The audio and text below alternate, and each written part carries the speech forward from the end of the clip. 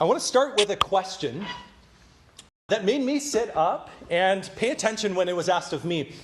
And Tim, a retired contractor from Wisconsin, left a message for me to call him back. Tim's question: is Strong Towns a cult? That's a very good question. It is a really important question because, as you know, it can be quite dangerous to your bank account, as well as to your life, as well as to your marriage, often to join a cult, and your reputation. And Tim asked the question, and so I was like, oh, I really want to have this conversation with him. And I called him up, and he said, look, I've been a builder for, I think it had been 60 years that he'd been working as a private contractor, first working for his dad, then building properties himself, building various sheds, building various things. And he said, I've been seeing changes that alarm me in the way that we're going about building the places that we live in. He said, I compare what I built with what my son is building now. He said, my son, who took over the business, he said all of his projects are publicly financed. Most of them are paid through public bonds. And the scale is always oversized. That is, they're building buildings as if they will be fit to serve the next 80 years. A giant sports and recreation centers, all of these types of things. And his question was, I've never understood how this is possible. How did we suddenly move into this world of hyper-sized growth? And his Strong Towns a cult was his follow-up, because he said, I started listening to the podcast and I heard Chuck and I heard others saying things that I've been saying all along. I've been raising these questions. I've been asking, how have we gotten to this point? How can we manage to afford the situation that we find ourselves in? Tim said, this is what I built.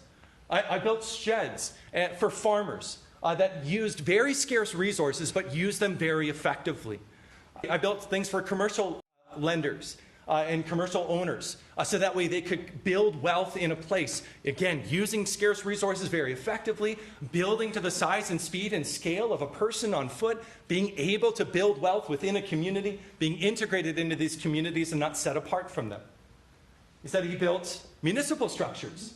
Municipal structures, again, mirroring what the private realm was doing, what farmers had to do.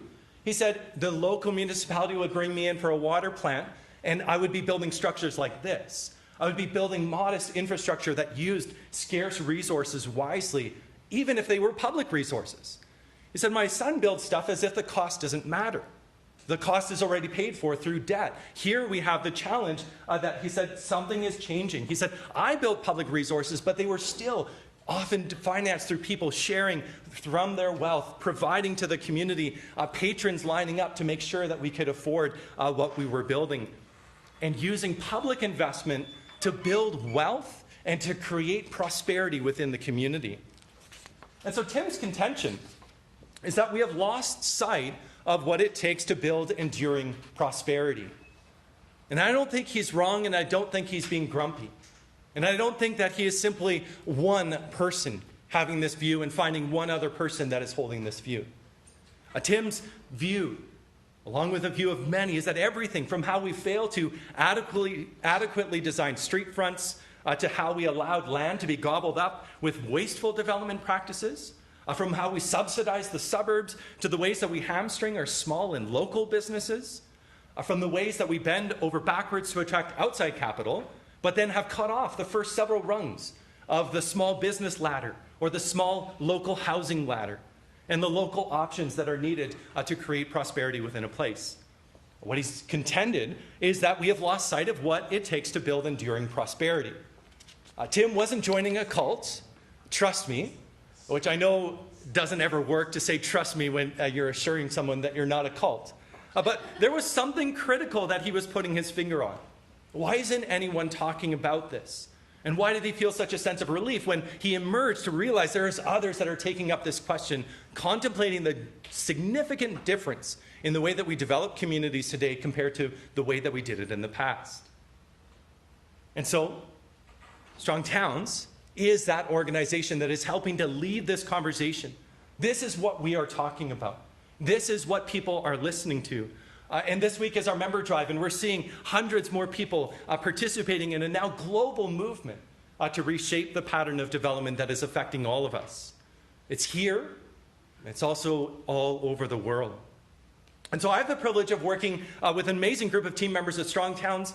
I'm the member advocate for Strong Towns, and my role is to learn from our members about the struggles they're facing. I heard struggles shared last night and this morning, and I can tell you those are the same struggles that our Strong Towns members are facing in their communities, in Hawaii, in Australia, in Ireland, in states across the United States, as well as provinces across Canada. I'm learning of the opportunities that they've carved out for themselves and the tools and resources they want to share with others. And so I'm here before you as an enthusiast, not an expert, but I hope you'll hear the threads of wise counsel and sound analysis by others in what I share with you today. These are not my ideas, but they are ones that struck me much the same way that they struck Tim, as a way of seeing the world that rang true and scratched at that nagging itch that has emerged because of the way we've been building cities and towns. I grew up on a dairy farm outside of Coaldale. We ran Eden's Holstings. My parents immigrated from the Netherlands and started a farm several years later. Very modest means. I saw firsthand the challenges and the need to live within our means, to not, as it were, eat all our grain unless we have nothing to sow with the next season. As a farmer, my dad had to conserve, to reserve, to preserve the key resources we needed to survive. And so I guess I have a question for you. Do you have the feeling that your city struggles to do this? And if so, you're not alone. Lethbridge, Coaldale, Tabor, Airdrie, Calgary, Regina, Saskatoon, Winnipeg, these places are struggling to keep up. And here's the difficulty. Our current path, meant as a means of securing prosperity for all, has unwittingly trapped us in a system that is incapable of building lasting prosperity. And I'm just going to scratch the surface of this analysis, but this path is leading us to ruin. On the one hand, it's a moral ruin, where we realize that we are wasting our grandchildren's opportunity to create wealth for themselves because we saddled them with debts onto them that we pushed onto them so we could have nice things cheaply right now. It's also a social ruin, when we struggle to keep schools, libraries, pools, and other community services open and financially solvent. It's a financial ruin when insolvency comes for pensions and core city services. It's an environmental ruin when we so degrade the natural world around us that it struggles to provide us with the riches we have sought from it all these years. But lest you think that you are in fact in a doomsday cult, I want to speak with you about the promise. There is a local path. It's not all doom and gloom. There is a local path to gradually restore the capacity to create and sustain local prosperity. Strong Towns is about slow, incremental progress towards a greater vision of prospering places that know what it takes to conserve scarce resources, but also to use them in the most effective ways. I've had people ask, what's changed in Medicine Hat? And at this point, at this part of the process, the conversations are changing, the analysis is changing, the ways in which people are grappling with these things, the decisions they're making with a Wednesday afternoon is changing. But in time, you'll begin to see, as this flywheel picks up, a process of renewing communities that makes them stronger in a ton of ways, and that's what we're going to be talking about. This is why Strong Towns is here. This is why the mayor and members of City Council have been so passionate about this project. This is why we are talking about this today. And I'll save time towards the end for an extended Q&A time. I don't have a flight to catch until 5:45, so I've got plenty of time. But as we go through, I want to show that we have this local path to gradually nurture an ecosystem that builds and sustains prosperity. And for all of you who are looking for a takeaway, it is this. It's an encouragement to familiarize yourself with the traditional development pattern. Look around you, and you will see that the way that we develop communities today, when we do full-scale developments of entire neighborhoods all at once, that is very different from the way that we used to build communities. There was an interesting observation in the City of Medicine Hat's analysis of real estate in the neighborhoods. And they observed the way that as Medicine Hat has grown, they were examining where have the building permits been taken out. And you can kind of see, first you have building permits in the core area, then adding neighborhoods around it. So you get building permits in that decade. And then the next decade. And they had color-coded it by decade. And so as you see, you begin to see these rings. And that's very normal in the traditional development pattern. But then they were kind of confused because what they were also seeing is that within the core of the neighborhoods, the core of the city, right near the downtown and the adjacent areas, all of the colors kept popping up. It was like confetti popping up within the core area because these were the neighborhoods that were permitted to still evolve, to still mature, whereas the remainder of them have not changed in any significant way. And only now, as greater challenges are emerging, are we beginning to see some of that renovation and renewal of the ecosystem that builds and sustains prosperity for all. And I'll touch a little bit on why the downtown and why this local place matters so much. But we know that the traditional pattern of development, which is observable in cities and towns, large and small, over centuries and millennia of human habitat creation, is a sound base and guide for us. And we need to learn the art of building communities from our ancestors again. The people who lived before the iPhone have a lot to teach us. The people who lived before the automobile have a lot to teach us. The people who lived before steam, before we had various schemes and methods of centralized banking, before all that, we have so much to learn from them if we have the humility to do so. To learn how to conserve scarce resources, or else your community dies out. To learn how to build sustained prosperity so that you leave not only a legacy for yourself, but also for the future. To be aware that many times we must be comfortable with enough and live within our means. In this afternoon, I want to lay out 3 core areas that I trust you'll find to be of value. The first is to ask, what have we done? What have we done? And then to discern, what do we do? And finally, to determine what can change first. And we have traded, in the first place, what have we done? We have traded a robust, incremental approach to growing. The traditional development pattern visible in the layout of downtown Medicine Hat and its adjacent neighborhoods. And we've traded that for a complicated but fragile pattern of suburban-style development. And to help us, I want to think about the notion of a complex adaptive system. And so for those that attended the session with Chuck Marone in February, January, when he was here, this was part of his speech there. And so we're going to speed right through it. For some of you, if you didn't attend that, I'll try to make it so you understand why this is significant. And as we talk about a traditional development pattern, I want to understand this in the sense of it being part of a complex adaptive system. When we look at a rainforest, we recognize that it has a certain order to it. But that order emerges. That order is not imposed. It isn't that the ferns have a discussion one day, let's master plan the forest and make sure that we have sufficient space for our fronds. No, it works. It emerges. Different plants, critters, animals, both above the ground and, as we're increasingly learning, below the ground, have a critical, important role to play. Often to the point where when you do a simple analysis of a rainforest, you don't even fully capture the majesty of what's happening there. The complex adaptations that occur within these places. And we often have trouble thinking about human habitat this way, but historical cities, historical settlements, small communities, places where people cluster together have these features, are complex and adapted over time. We often struggle to see this because we look at a city like Barcelona, for example. We say, well, Barcelona has this structure to it, and that must have been because of somebody's brilliance. But the reality is it emerged out of a whole host of different decision-making practices. People go to Rome and they're freaked out because they're like, I don't know where I'm going, but somehow the city works. Somehow there's a capacity for human flourishing to exist here in cities that have stood the test of time. And it was mostly organic. It grew out of the environment. And complex adaptive systems are different than the system that we have settled for today, which is a complicated system. Think of a Rube Goldberg machine. The way that we build our suburbs and the way that we build our big box stores and the way that we develop on the edges of our communities while neglecting the core of our community is much following much the same model as a Rube Goldberg machine. If we get all the inputs right, get the financing in just at the right moment, then we can produce basically the same product over and over and over again. Well, what happens with the Rube Goldberg machine if you take out one of those blocks? It doesn't improve, it doesn't become a book, it just breaks. It doesn't adapt, it doesn't take on new characteristics, it just fails. And this is the difference between systems that are complex and systems that are complicated.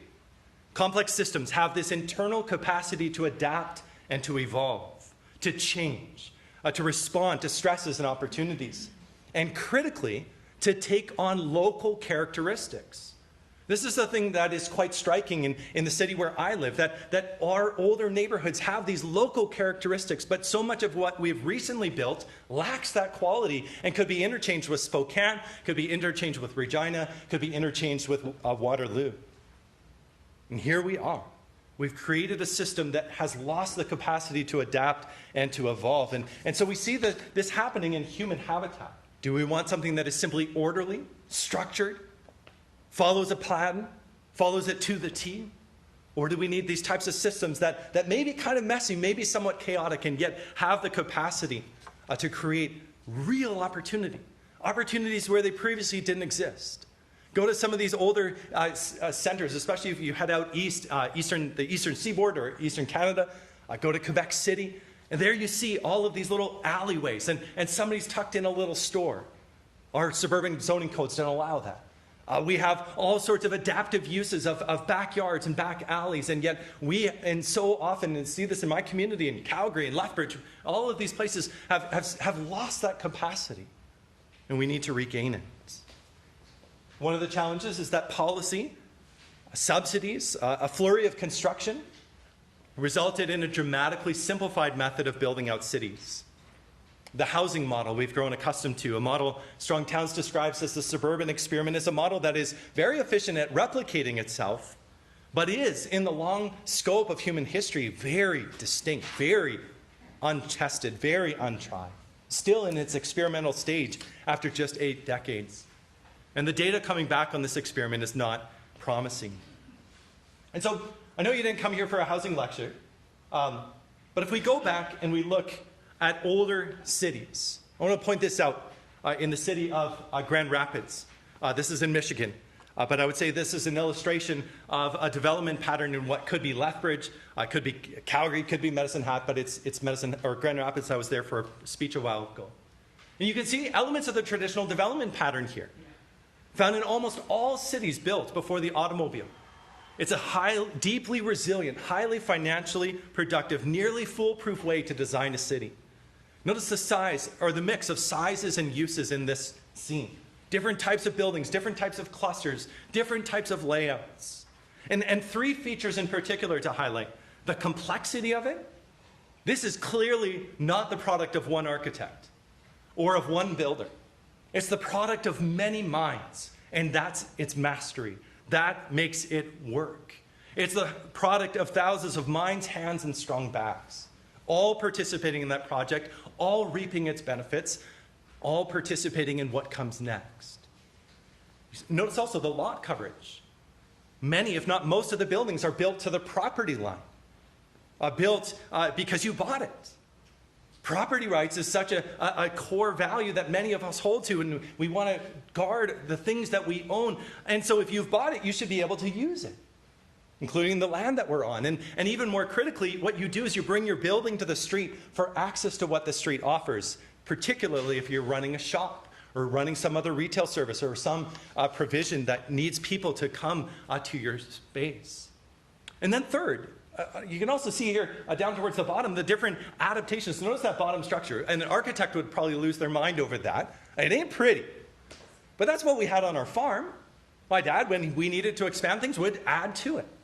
And it wasn't always beautiful. It was somewhat chaotic, but it was critically something we could do within our means. And this is what you see in community after community all over the place.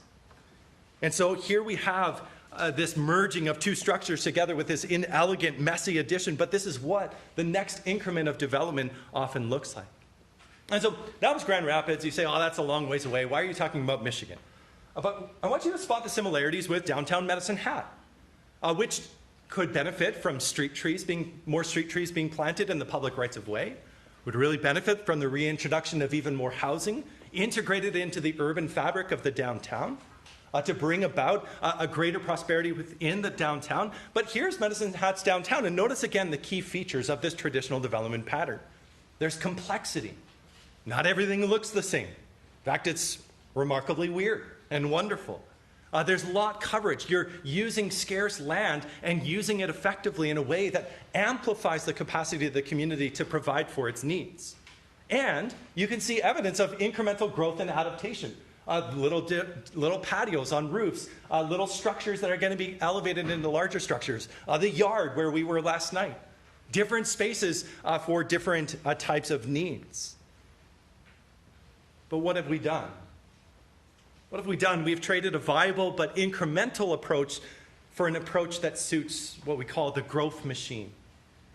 The growth machine.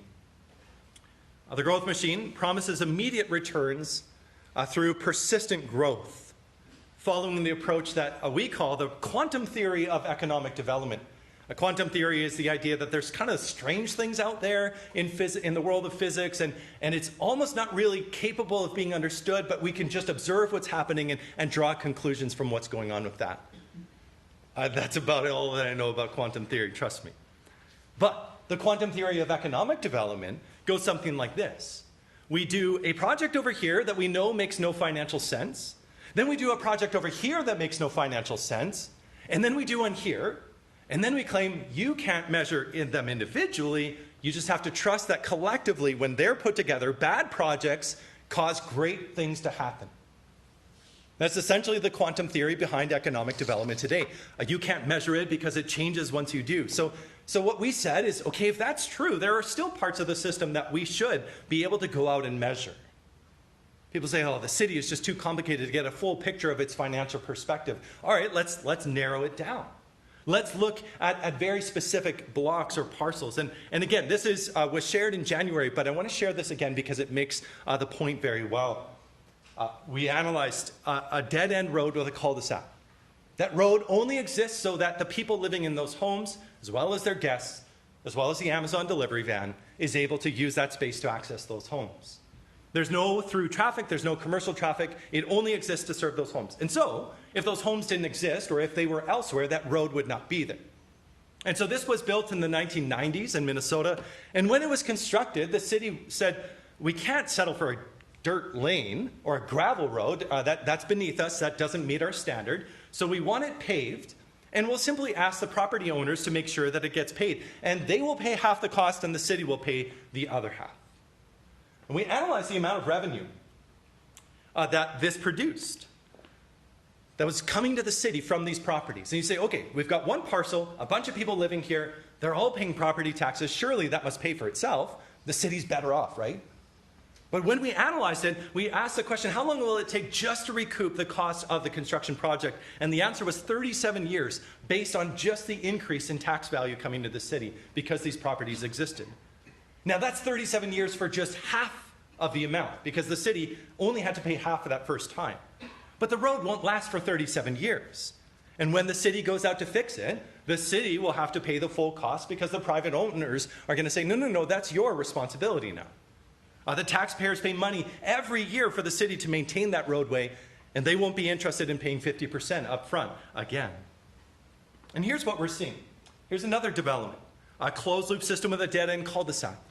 No through traffic, no commercial traffic. So it allows us to study just this area and say it's not that it's serving as a trade corridor. It's not that the Boy Scouts need to pass through that area in order to get to where they're going. And so it has to exist for other reasons. No, it only exists to serve these homes.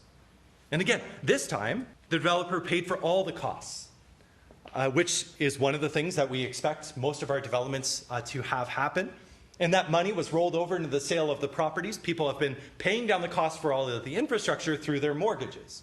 The developer got the money that they put into the project, and now the people are, through their mortgages, paying down the cost of the road and then paying the taxes to the city. So there should be extra money because the city is now generating additional revenue, having not had to pay for any of this. Well, the road fell apart, and the city went out and fixed it, and the cost was $354,000.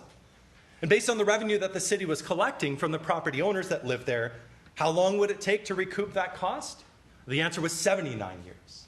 A larger development with larger lots, not using the scarce resources effectively? And the answer is 79 years to recoup that cost, but the road won't last anywhere near that long.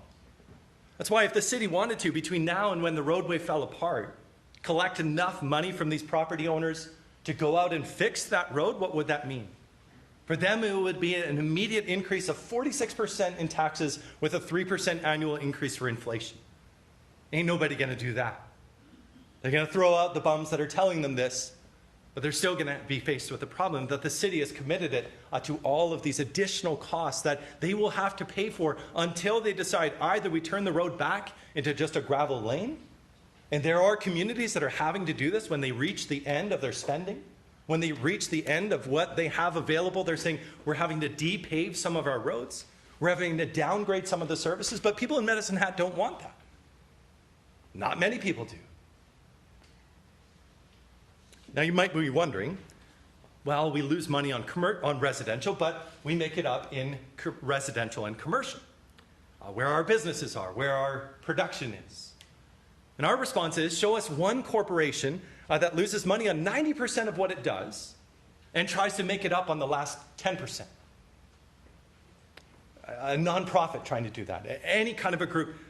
Yeah, we'll take a haircut on 90%, but we'll make it up on 10%. You're not going to be in business very long. You're going to struggle. And an incorporated municipality should not be finding this to be a good business strategy either. Nevertheless, we've somewhat convinced ourselves that if we just have enough commercial and industrial, it doesn't matter what happens. And so this is a business park in Minnesota. Again, it was a build it and they will come type of project where they had built out a project and then they occupied every single lot within that industrial park. And so they felt it was a great success and they wanted to build the exact same thing on property they owned next door. Now, here in Canada, it's much more frequent that the developer will say, we are going to build it, and then we are going to find the tenants for it. But even still, the lingering longer-term impacts really are essentially the same. But in this case, they wanted to build exactly what they had built and build it a second time. And so if we can do the exact same thing, they thought, for the exact same amount of money and get the exact same amount of investment, would this be a good product for us? We want companies to invest in our community, bring jobs, and we'll do that by pre-building these types of structures and places for them. This would cost them $2.1 million to build this for the municipality, which is a steal. Those numbers from a few years ago. But by their calculation of what could be built in this space, they figured we will get an additional $6.6 million in private investment. The chicken finger plant that moves in there is going to provide several million dollars. And the school bus manufacturing company is going to provide a bit more. And somebody that brews craft beer is going to provide even more. They're going to invest in it. So now we're going to have this opportunity to build wealth. Well, here was the immediate issue. And this is actually very common.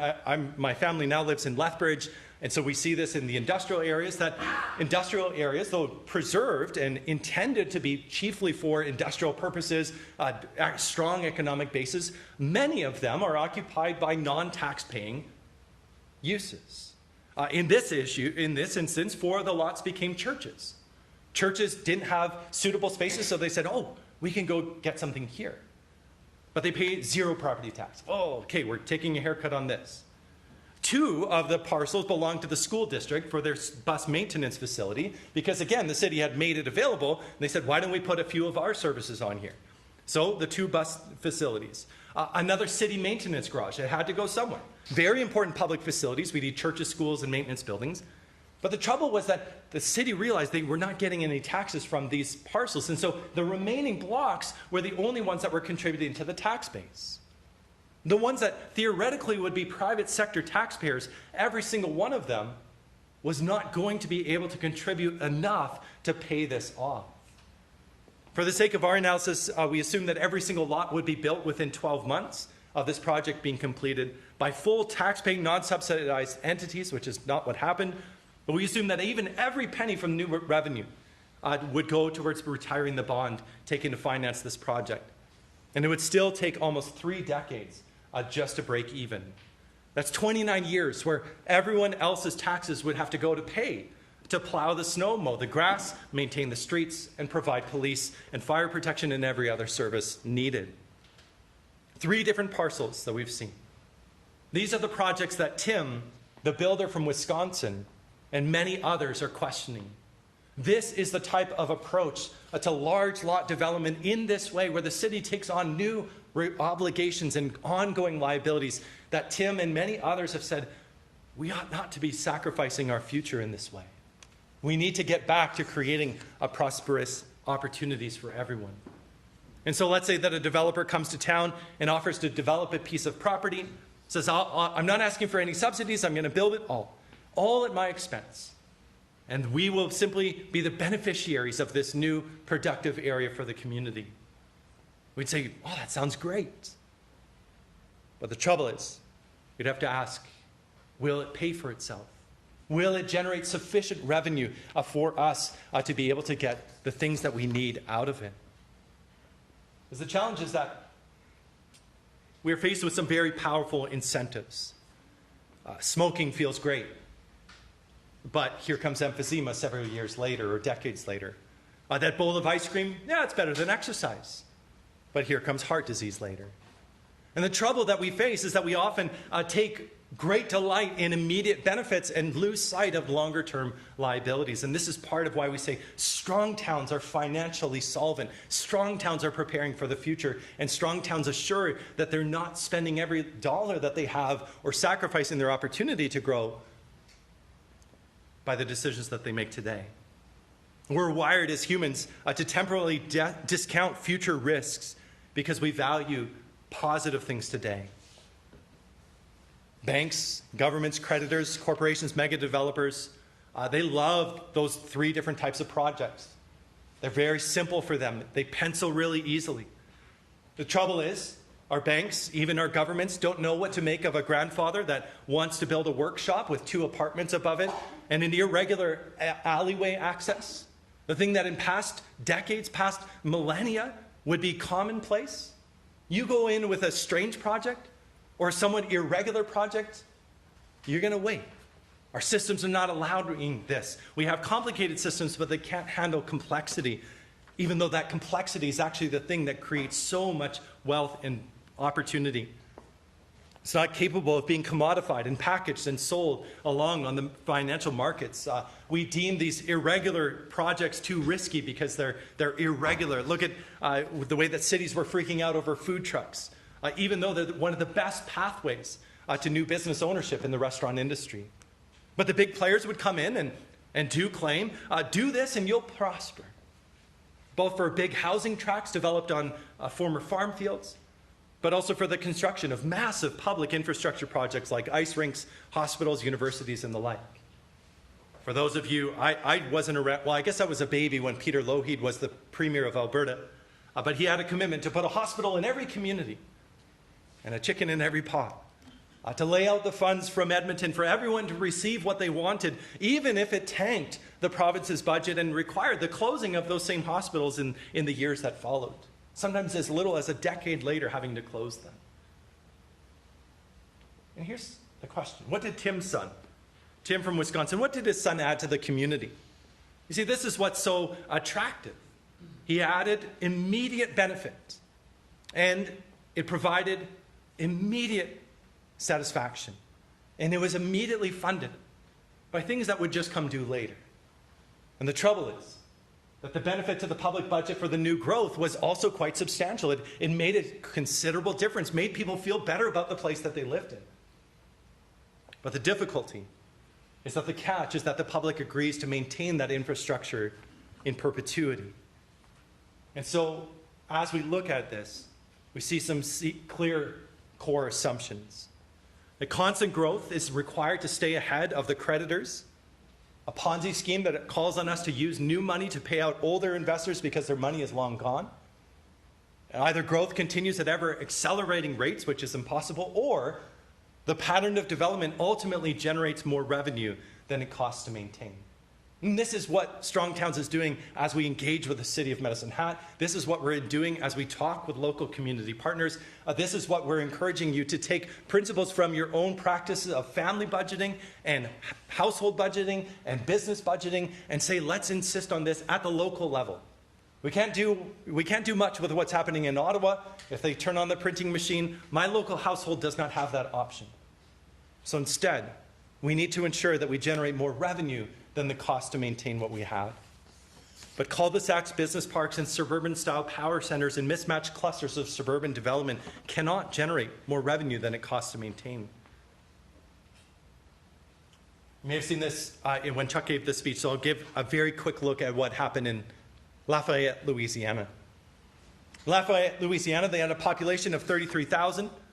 And just after the end of Second World War, up to 2015, they'd grown to 120,000. Think, wow, the city had grown by 3.5 times. Huge rate of growth. But in order to experience that growth, they had to grow their liabilities by many times more than that. At the end of World War II, it took 5 feet of pipe per person to provide drinking water for the people of Lafayette. By the mid-2000s, it took 10 times that amount. So the population has increased by 3.5, but the amount of liabilities that they have has increased by 10. And same thing with fire protection. At the end of World War II, 2.4 hydrants per 1,000 people. And today, or 2015 numbers, it was 21 times that. So deeply, profoundly expanded territory, as well as much higher service levels, but with only a fraction of the increase of population, with the increase of people willing to pay to contribute to these shared services and these shared amenities in the community. As a consequence, requiring more from fewer wallets. The amount of stuff that we have in the ground to fix and maintain and take care of has grown exponentially. I see it in Delta. I know the chief engineer. He's losing his hair because he said every year we're deferring maintenance on all kinds of major projects, and we're essentially waiting for our dikes to fail when the Fraser River or the Pacific Ocean takes us out. We're waiting for lots of other types of critical infrastructure to fail, and we'll rush in at an expensive rate because the contractors are going to flood in at emergency rates in order to rebuild what we've broken. I said, why can't we just be fixing what we own? Why can't we be maintaining? And the response in the finance department is we can't. We don't have the funds for this. We don't have the sustainable tax base to allow this. And we've done this to ourselves. We moved from a system that moved ahead through growth to now being a system that moves ahead through debt accumulation. We've needed growth so badly. In terms of implications of this, we've needed growth so badly that we've allowed even our financial system to prey on our friends and our neighbors through private mortgage lending in our financial system. I'll tell you, this is still the bad news section of it, but I think we're in for a very significant financial reckoning with high levels of household debt, increasing interest rates, and a slowing economy. But even if that's the big picture, what do we have here? Our federal and provincial governments have been stacking up the promises but not able to deliver every project that is needed to keep your city flood ready, drought ready, fire ready, and functional. The local government is going to be forced to pay for roads to be fixed, pipes to be repaired, and this money has to come from us. And so this can't be done without large tax increases and or large cuts in services. Or we can change our pattern of development. That's a key phrase here. This can't be done in the current pattern of development without either large tax increases, which results in revolution, or large cuts in service, which result in people leaving. But if we begin to modify and change the way that we build our communities, as we change our current pattern of development, as we continue to build with this system, we can improve the place that we live to add lasting prosperity. And so how do we do this? Because at the end of the day, what we're seeing is a complicated system that is not adapting well to changing conditions. And I'm not going to stand and say that I have a silver bullet solution, but we can learn from thousands of years of human habitation of what it takes to build prospering places and communities, and learn from these patterns to have an approach that will help us to get to an answer, to get back to being a complex system. Have you ever taken antibiotics to address medical problems, infections, I guess would be what you take them for? What does it do to your gut? It just kills everything. Most of the time, takes out the bacteria, and so you're like, all right. My parents got really into gut health. Discussions were somewhat gross. But their whole point was we need to recultivate our biomes in our bodies. If you take antibiotics, you got to be taking the probiotics to restore that capacity for that work to happen within your system. We need that for our cities. Maybe that's a slogan. Strong Towns is probiotics for cities' guts. But it's one that allows that work from the bottom up to emerge again, to balance many competing needs. We need to deliver an ample amount of housing to people at prices they can actually afford. Not just more housing stock, but more housing choices across a wider spectrum of affordability. And that can only happen from the bottom up. We've tried for 80 years to fix it from the top down, and it's not working.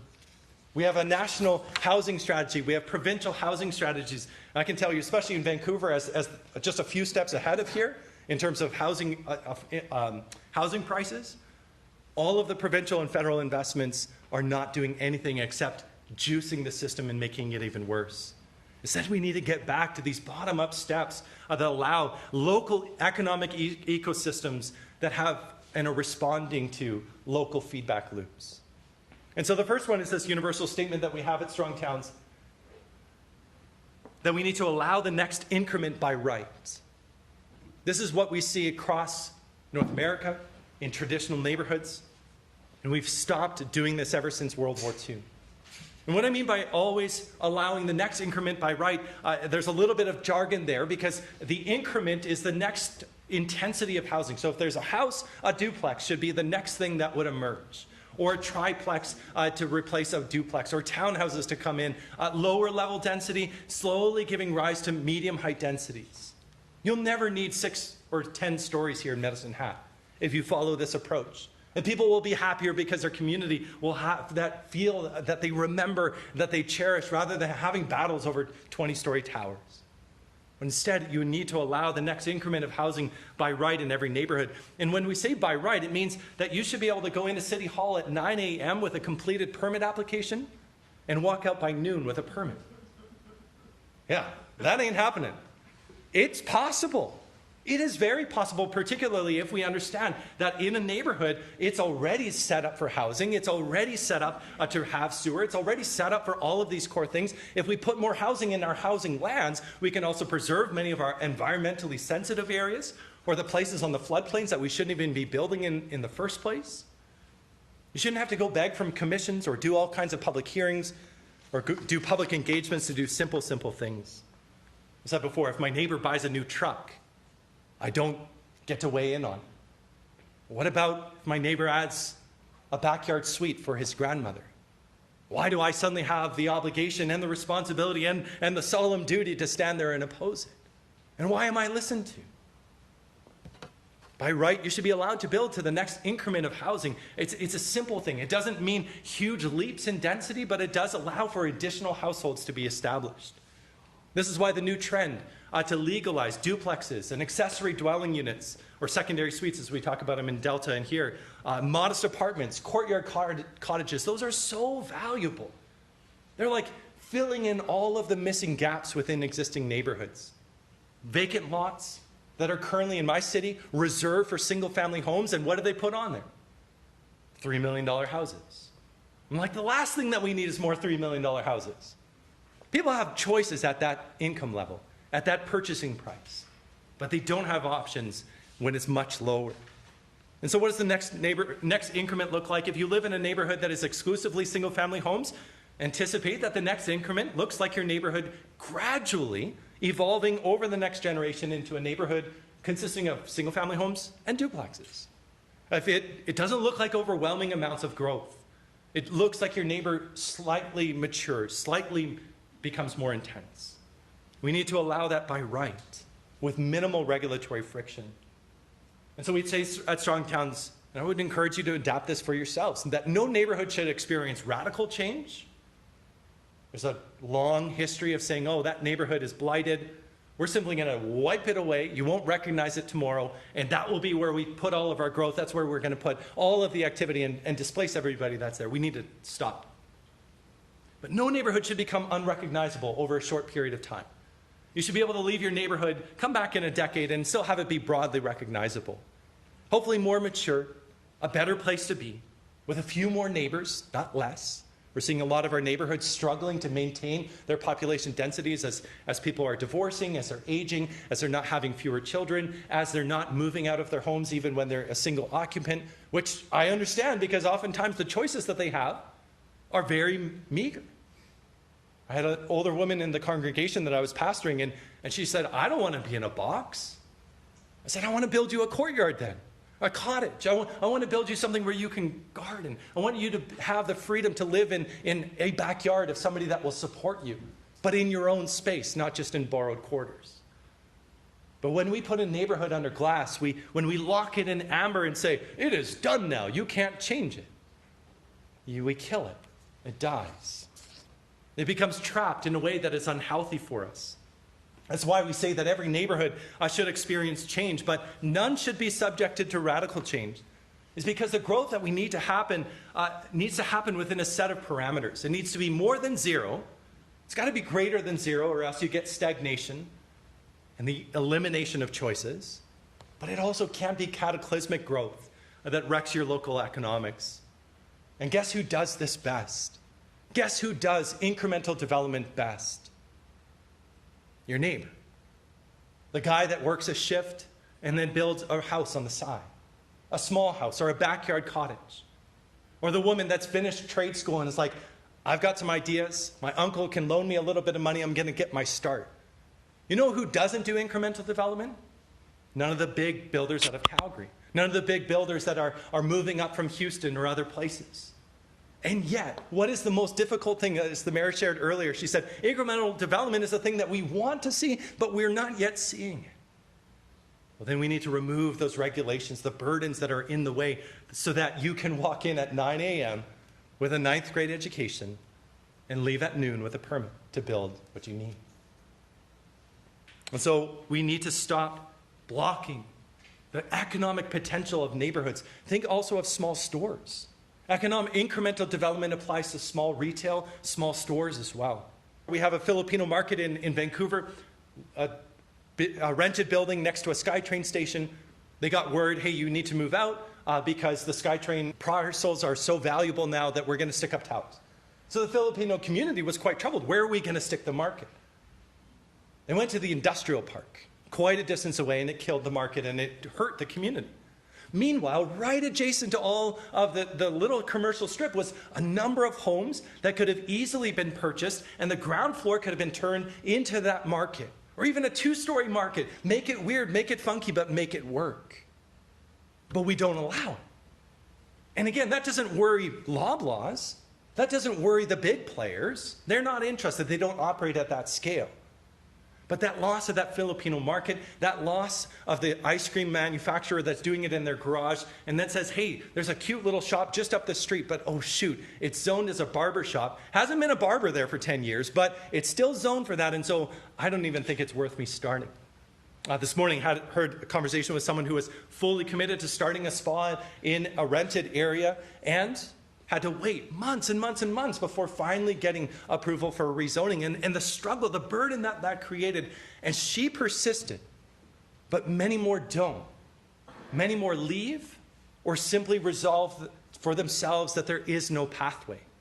In Strong Towns, we tell stories all the time about the people that are making these types of decisions. We don't have to profile Loblaws. We don't have to profile Canadian Tire. We tell stories about people that start small businesses and suddenly they're investing in nearby structures, and they're buying the building and inviting their friends to start a bike shop and start whatever it is that works best for their community. And when you do this, you're not dependent upon the outside world. When you do this, you're not waiting for the federal government to swoop in and incentivize your development on a greenfield site. When you do this work, you begin to restart, like probiotics in your gut, a system of local builders, local people taking action, young people. How do you get your start as a developer? Well, get your MBA, go to finance school, figure out Wall Street investment, whatever you got to do, and then show up, ride in on a camel, not a camel, in a Mustang, and make it happen. No, we need people that just say, I think I could build a shed that's suitable for someone to live in. Small quarters, but hey, we'll accept it. We need to move back into this system. And so this is part of what we talk about in terms of the traditional development pattern. In the traditional development pattern, a gradual investment in the neighborhood services followed the gradual investment in its homes and properties. And it would follow and mirror the growing intensity of private investment. And so you see in this chart, on the lower part here, you have the first action, right here. You have the first action, build the train stop. So there's an initial private investment. We're going to make this place happen.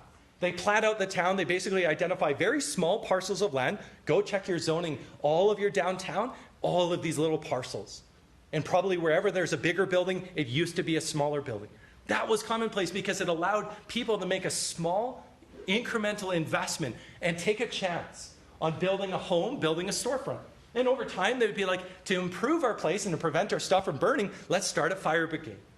Then there would be additional private investment because people said, we can have confidence that this place is here for us. We can have confidence that this place is actually a good investment. So they would build more, and that would prompt, then let's figure out something to do with the sewers. Let's figure out what to do with water. Let's begin, and as you see, it begins this virtuous cycle of responding to the feedback of private investment. Now, what we have done, and Canadian cities are doing this just as much as American cities, is we are simply saying, let's do all the private investment up front, the highway interchange, the run the utilities of the site, the frontage roads, expand the water treatment system, and then we're going to wait for everything else to emerge. This is out of the public purse, without any of this contributing until you finally get to the end. And actually, by the time you get the dollar store strip mall conversion, it's beginning to decline already. It has not realized its potential. The investors realize, oh, this is Class B real estate, and they begin to move on to the next one. My brother, I won't pick on Walmart too much, but my brother's a landscaper, and he was chatting with a guy who was doing the roof of a brand new Walmart in my parents' neighborhood. And the guy was complaining. He said, yeah, I have to work with terrible materials. And Ryan was like, why are you doing that? I mean, it's a big store. And they said, they want a 20-year roof. That's the only amount of time that they're going to spend here, and then they're gone.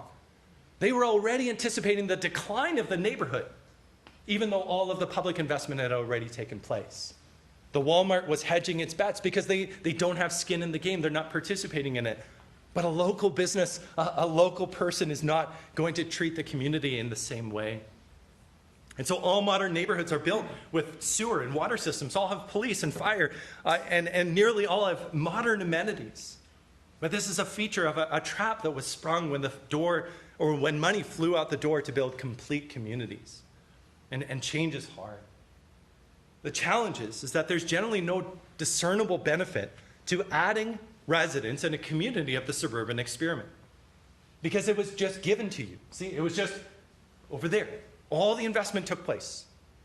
And as a consequence, sewers and waters and all the rest are considered to just be base conditions of modern living, the ante we demand in an affluent modern society, regardless of whether we can afford to sustain it, and we mostly can't, and the realization that once you're in this state, if everything has been built, then there is no benefit to adding more people.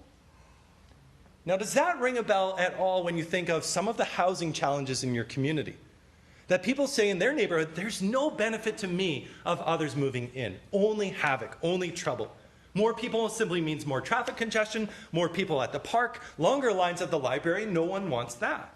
It means that the green space I enjoy driving by will be turned into homes and strip malls. I don't want that. In some places, it means neighborhoods becoming more expensive and long-term residents being pushed out. It means taxes going up to invest in growth in other parts of the city. And this was one of the questions that Chuck had in the mid-2000s that ultimately led him to create Strong Towns. Why do taxes rise the fastest in cities growing the fastest? It seems contrary, doesn't it? Why were taxes, as he observed in municipality after municipality, the ones that were growing the fastest were having to raise their taxes to meet their base requirements? And he described that as a Ponzi scheme, one where the desperation of local government to get more growth is at odds with the rational response of residents to new growth. Okay, but just not in my backyard. And so this is our North Star. As our cities decline and experience tension, as frayed budgets cut back on what governments are capable of delivering, people need to be allowed to turn their cities and towns and neighborhoods into stronger, more resilient and adaptable places. The disincentives for incremental development need to be removed. And we'll touch on those in a moment. And we need to allow all of our neighborhoods to not only grow incrementally, but to experience positive feedback as a result of that growth.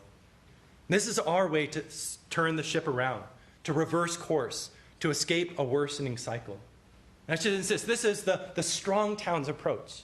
Maybe just a comment too, that the city of Medicine Hat, as it engages with strong towns, is not saying we have bought into all of this hook, line, and sinker, and this is what tomorrow looks like. But this is part of this pattern. This is what we are encouraging. This is what we are urging community leaders to take seriously, and they are. And to resolve through consultation within the community, what do we value? What do we want? What do we want to see for our community? And in particular, with respect to the addition of housing and finding greater diversity of housing choices, we need to be opening the door, as I said, to the next increment of housing, but doing so in perpetuity, ideally at the local level, to unlock local opportunity and address local needs with integrity. We need to lower the bar of entry. We need to have an entry point for people that they can get into. How many of you would like to live in a 600 square foot house? Put up your hand. Yeah, a few of you. Now, how many of you have lived in a house that was about 600 square feet? That's right. So the very thing that we have availed ourselves of in the past is now no longer available, and we wonder why kids these days are upset. We had a former mayor, she said, if you just weren't buying avocado toast and getting lattes, you'd be able to afford a house. And I said, these houses are $1.2 million. I think we did the calculations. It was 5 avocado toasts and 19 lattes a day that you'd have to cut back on a habit in order to be able to afford your down payment. Now, I mean, I'm at like 6 lattes a day. No. It was one of those things where there was a generational difference, but we've changed the pattern and we removed these types of options. We need to lower the bar to entry. We need to lower the bar to entry because this is the building block of prosperity. And we've taken that first or that lower rung off and we've said it's not possible to do. This is part of the challenge at a municipal level, is that for compassionate reasons, we've said we need buildings to be habitable. And we've allowed our standard of what is habitable to slowly increase. Now, it's almost to the point where places like California require solar panels on many new homes, but that doesn't help with the housing affordability problem. The result is that many people can't reach that high standard, and so their choice isn't a larger home in a small pop-up shack. It's either a large home or the streets. We've broken off that lowest rung of options, that lowest rung of prosperity.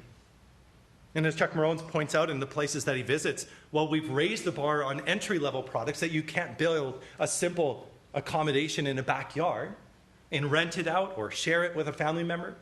We've dramatically lowered the bar at the same time on the mid-level product that we're building. Most single-family homes today are built of cheap, throwaway material that quickly falls apart once it reaches the end of its life cycle.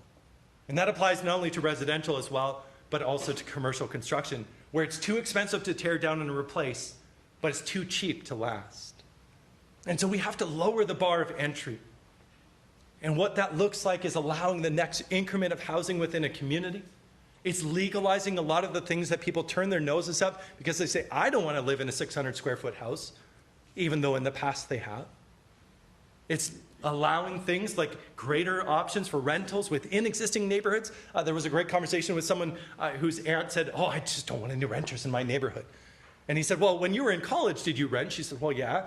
He said, would you have liked to have lived in this neighborhood? She said, point taken. When we consider where we begin, it helps us to see the needs that we have to lower the bar, allow many others to begin. And I say this particularly if you're in an older generation than I'm in. Do what you can to urge for a way for the bar of entry to be lowered, and you'll see remarkable things happen. You'll see remarkable things happen. You won't get more Canadian Tires this way, but you will get more independent bike shops, small hardware stores. You'll begin to see the reintroduction of these small types of businesses. I met a business owner yesterday and chatted with her today as well. And she sells like knickknacks and stuff that people are creating here. Over on 4th Street. I think it's Elliot, which is my son's name, and that's where she's selling her wares. It's a store that somebody with an MBA would be like, well, the market share probably doesn't pencil out. But she's doing it because she can and because she's able to cultivate people within the community to share her stuff, to sell her stuff, to come to the store, facing all of the challenges that come with being a downtown business owner. And yet being able to do so, having an opportunity in, and by doing so, cultivating a genuine investment within the community and not seeing all of the funds, all of the profits get sent to Calgary or Toronto or other places. Local investments with a low bar is a magical thing within a community. And critically, again, this is our North Star. That's the way it used to be. That's the way the traditional development pattern has existed throughout millennia. And only recently have we begun to really mess it up. And so I said one action that moves us towards our North Star of a traditional time-tested development pattern is to allow the next increment of development universally. Here you can see it in a commercial setting. People rent them for the summer. This is Muskegon, Michigan. Maybe Chuck shared the slide as well, but I mean, the story is remarkable. I met the mayor there in Muskegon a couple months ago, and he said, Norm, those things saved our downtown. He said all of our buildings were dying. They couldn't find rents because they had to charge $3,000, $6,000, $10,000 a month for the rents in the downtown buildings because they're slightly larger. But he said there was nobody coming up. They opened these, and within 6 months, all of these tenants had gotten sufficient capital operating proof of concept that they could move into the downtown. And then a new batch came. And I deliberately, well actually, sadly, I drove down the street rather than walking down it and enjoying it. But critically, it's just an incubator for those types of things. And whatever you need to do to adapt to what's happening with the CCANs, work at that, develop that, find ways to make it more permanent. Doesn't have to be completely permanent, but more dressed up, more individualized, more character as you go along. Modest investments went into this. I think each shed was $20,000. That's not much, but it's created so much. And we need to do this. Just to touch on allowing, again, the next increment by right. This is an encouragement. Secondary suites are a doubling of your potential housing stock, but also a profound way of providing new entry points for people within your community. And the thing is, that growth will feel almost undiscernible.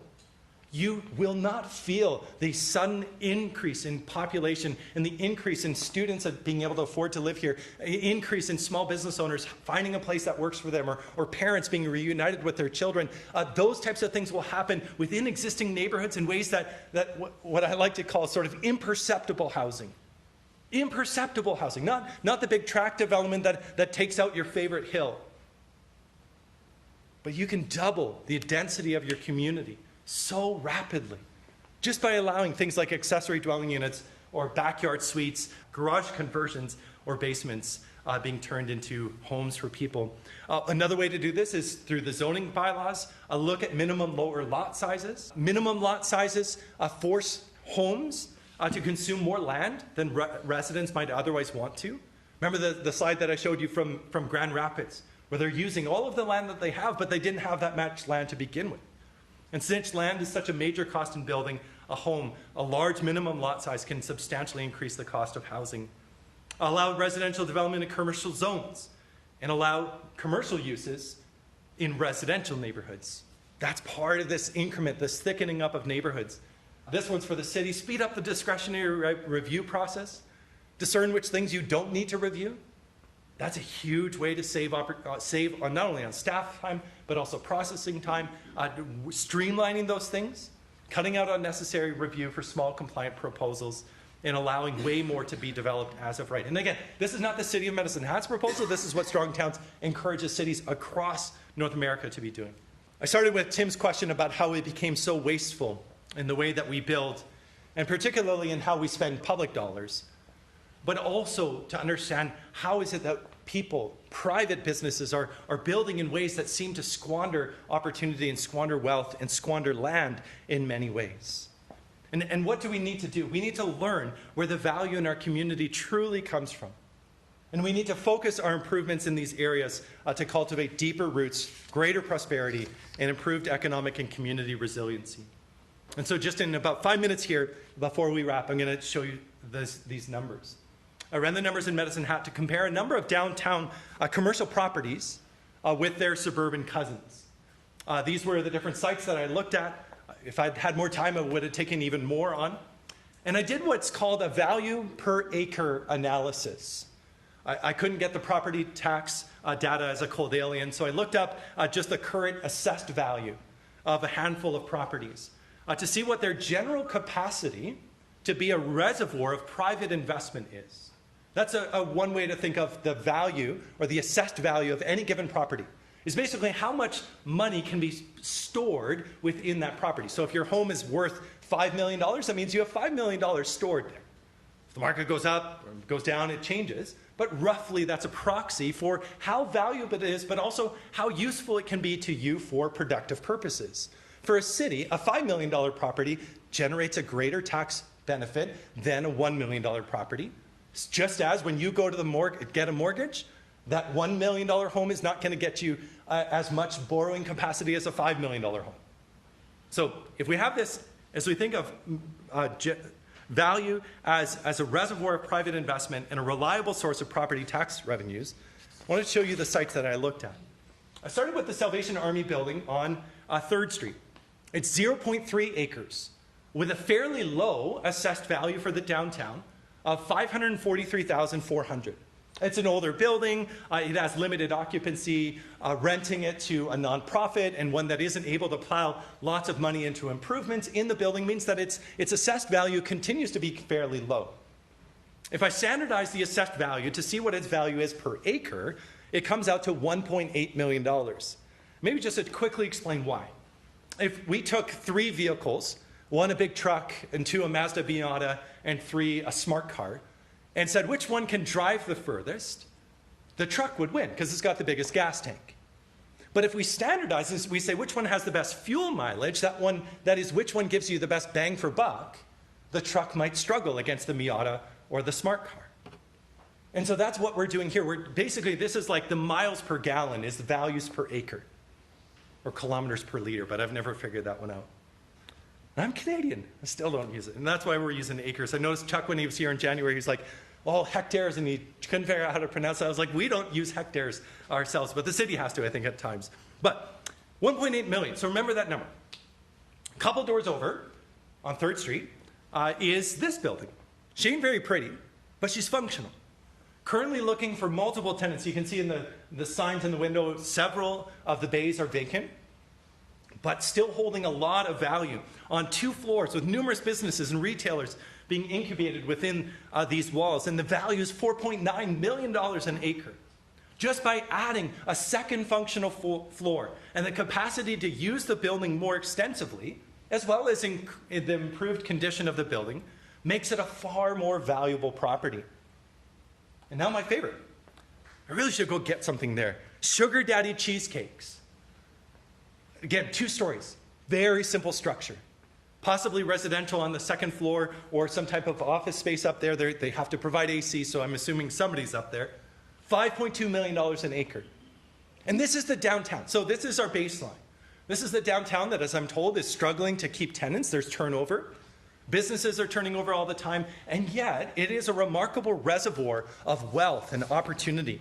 A place for many to get their start and for others to finish their careers. And then across the street, still on 3rd Street, you can see the Sugar Daddy's building is just right over here with a fantastic mural. Now you have a new style of building. I said there was a change in the development pattern. This is a good example of this. It's pushed away from the street. It's pushed away and up, and it's creating some distance from the place. This could actually be just dropped into a parking lot. And most of the designs like that in Lethbridge, for example, and Mayor McGrath, looks just like that, but it's just plunked into the middle of a parking lot. But this one, because it's in the downtown area, probably had to accord to some of the zoning, and so it didn't have the big parking lot attached to it, but is built in this suburban style. And this new style, less effective use of land, and I'm going to tip you off to a theme.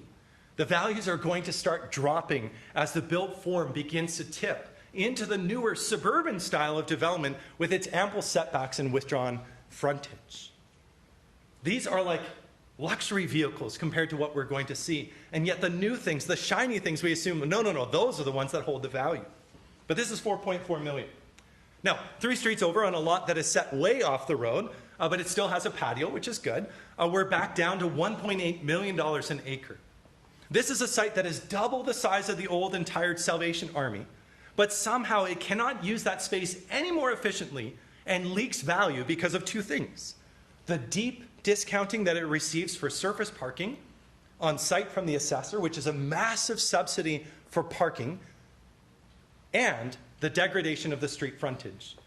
This is no longer a great place to walk. It's not a suitable place for children to walk unaided. It's not a great place for a child to pass through on a bicycle. There's a considerable gap there that they need to navigate, and that becomes a barrier for so many. But then, a few more blocks away, the development pattern is very different. Notice the value. This is a newer building, so it should have greater value. It's on a prominent frontage. The city has invested a lot in improving the streets. There's the red pavers, there's the stamped concrete, there's an excuse for a flower bed. There's no street trees, so that's a miss, but there's an opportunity there, and yet it's only $1.6 million an acre. And it's a site that is hard to improve as it currently exists. Now, I ask the question, how does the sugar daddy feel that he's contributing 3 times as much property tax to the city while having half the amount of street frontage for the city to keep up and providing a much better public experience out front of his establishment? Being taxed significantly more while providing far more public benefit without requiring as much public infrastructure. Is this Tim's so valuable that it deserves to be taxed only 1/3 as much as sugar daddies? In my community of Delta, British Columbia, it's even more stark. We have a coffee shop with a counseling office above it that pays 7 times the amount of property tax that the local McDonald's on the most prominent street at the entrance to our town does. And I always ask, sure, we can enjoy the convenience of a drive-through and the culinary masterpiece that is the Bacon McGriddle, but is it really worth it for us to levy taxes on the coffee shop that are proportionally 7 times higher than we levy on the McDonald's if we adjust for the amount of scarce land that they're both taking up? Is that what we've collectively decided that we, the citizens, value most? At some point, if it was a 1 to 2, you get 50% of the tax revenue from the McDonald's, but it's nice to have it. But at some point, when this sliding scale goes down, do we really think that a 1/7 discount is exactly what we want to be providing to a company that takes our profits and takes them overseas? And again, I'm not waging class war or economic warfare or anything like that. I'm just asking the question, what do we value as a community? That double-double at Tim's doesn't taste quite so nice. Well, it never did. But if you know that the city is leaving remarkable amounts of money on the table by mandating design standards that result in more Tim's and make it nearly impossible to build structures like the Salvation Army building, if you must, or the more productive ones, like the small retail and office building I showed you, and Sugar Daddies. But Tim's and Days are just older, right? And that's maybe why they're getting a discounted valuation. But let's look at a new development along 2 major corridors so that the city has invested millions of dollars to construct and maintain so that this 7-acre site can be accessed by all y'all in need of pet care and ATB, a liquor store, Reuben's Veggies, and more Tim Hortons. 3 public access points run onto and off the major roads there.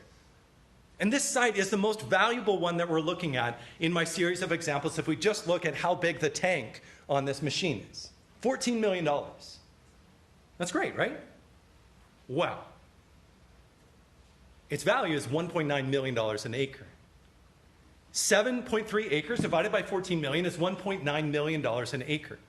It's at days off pub value. But this is in its newest state. This is what the financial masterminds in Toronto and other places say every community should get one of these. But it's not performing well. And this is in its finished state when it first still has the gloss and before the dollar store and the Halloween store have moved in as the other tenants have left. After significant public investment, and the vast majority of your downtown is worth more on a comparative basis, where does the public think the value in the city lies? In the downtown, most think of it as an afterthought, a place they avoid. Might we begin to see these places as gold mines instead? I've been using the phrase, where's the money pot and where's the money pit? The money pot is downtown. The money pot is in these slightly more compact neighborhoods, and the consequences are a vast increase in the capacity of those neighborhoods and those places to generate the wealth that is needed to be able to provide for basic services in the community. And can we see how then, and this is the exciting part, what do? Modest investments in downtown, like improved sidewalks, safer crosswalks with curb bump outs to improve the pedestrian experience, street lighting and public art, commitments to greater resources being provided to address those who are poorly housed or unhoused. These are all things that as you do them, they will cause the value captured and stored in the downtown to escalate significantly. It is amazing what little interventions in these high value areas are capable of, particularly because for decades these places were underinvested in. And yet they still hold way more value than this. The 7-acre site I'm looking at is newly built and already returning a value that is basically comparable to the Salvation Army building that is one of the lowest performers on 3rd Street. Now, a challenge is how do you improve the Division Street parcel, this one, to gain enough value to match the old but well-beloved Sugar Daddy's building? One of these has had national, if not international, financing backing up its construction, and it wasn't the Sugar Daddy. This is what it looks like as a question. How do we improve a $14 million property in its finished state to be as valuable or comparable to a $37.4 million one? So there's a promise of a local path. This is in Memphis, Tennessee. It's a great example of what we call a chaotic but smart approach to city building. This little street is called Broad Avenue. Some residents who were fed up with the neglect went and took matters into their own hands. They worked with store owners to get everything swept up and cleaned up. And you're working hard at this. I see this in the downtown area. They went out, they painted their own bike lanes and crosswalks. And they invited for one weekend businesses to come in and open up in vacant storefronts. Rather than leaving them dark when there was a festival in town, they just said to the landlords, we're moving in. We're going to set something up in your parcel. We're going to ask somebody with a business, hey, show up in the downtown when we do the chili cook-off, which is coming up, and it sounds really amazing. They had a couple of art galleries, a bike shop, a clothier show up. They didn't go get city permission. They actually said, by the time anybody gets angry with us, we're going to be long gone, so let's just do this. And it actually made the street a nice place. This isn't the great street in Memphis. It's not the place of great prominence, but it's a lot better than what was there before. And Chuck went to visit there just 6 months later, and every single storefront was occupied by a business. Think, these are modest investments in this place, and it made a major difference. And suddenly they were able to charge even twice the amount of rent for the last place to go compared to with what they were asking before any of this happened. And the city has since gone out and documented 18 new businesses, 32 new jobs, $12 million in property value appreciation, and the total public investment was $0. This is chaotic but smart. Now, I don't know what Medicine Hat would do if you went out and started painting crosswalks, but I know exactly what my city would do. We have no tolerance for this type of chaos. Monday morning, the work crews and the engineers and the city attorney would be out there, and they'd be holding the manual with their standards for crosswalks, and the city solicitor would be directing them to get the power washers out to get rid of it before we have a problem. And they'd be saying, this is not in our plan, so we certainly can't be doing this here. Now, this is not Medicine Hat. You guys have way better public leaders.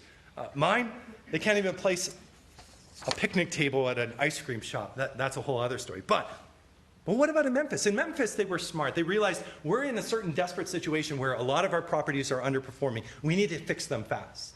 And so they said, let's do small, modest investments in the public realm, and we're going to see what happens in the private realm. And it was the citizens that did this first. And this is a challenge, not to necessarily go out and change everything in your community without anyone's permission, but to see and to take interest and to talk together with a local conversation group that's forming here in the city and with other groups, to take action to recognize how can we improve this place. Because what we have is this. We have cities that are not very productive, places that are struggling, where we don't make great use of the stuff that we have. But we still have the good bones, we still have the structure, we still have the opportunities to build here. In the cities that we've built today, the model that we've built them in is a bad business model. It doesn't work, and it doesn't work for people. We've all maybe found a niche way to make it work. But I walk around and I'm troubled by what I see because it could be so much better. We don't lack the money. We don't lack the resources. We don't lack the capacity, the creative interests of so many people. But the current system makes us feel like we do, but we don't. And so we can turn this around. We can reorient ourselves, reorient the way that we think about these issues and create these complex feedback loops. And at the end of the day, try to spend a little less, get more, and live better lives. That's what Strong Towns is about. And that's what I genuinely hope you'll see continue to emerge within your community. Rallying around one another's, trying to figure out, how do we do the next smallest thing? For you, what is that next smallest thing? That'll be one of the discussion questions we could take up now. What can we do? How can Strong Towns learn from what you are observing? Share with us. Be wonderful. That's part of this process. But at the same time, share with you in your community. Share within the conversations that are taking place. And so I want to highlight Caleb as well as Catherine. Catherine at the back. And they have both volunteered to be part of the steering committee for a local conversation group. This is one of the things that we are seeing pop up in all sorts of different places. There's just people meeting up for coffee to chat about local issues without a particular sort of constituency. They're not business owners, or they're not people that like pickleball. They're people with lots of different interests. And that's one of the wonderful things that we've been seeing. And so they would love to have additional people participate in the conversations, or else they may get tired of each other. They've just met. But at the same time, they're starting these conversations. And if you are able to or interested, definitely participate in that as well. But then I'll close. I know I've gone long. My apologies. But I believe that this is such a critical part of what we can do, not only here in Medicine Hat, but in communities across Alberta, Canada, and around the world. So thank you very much.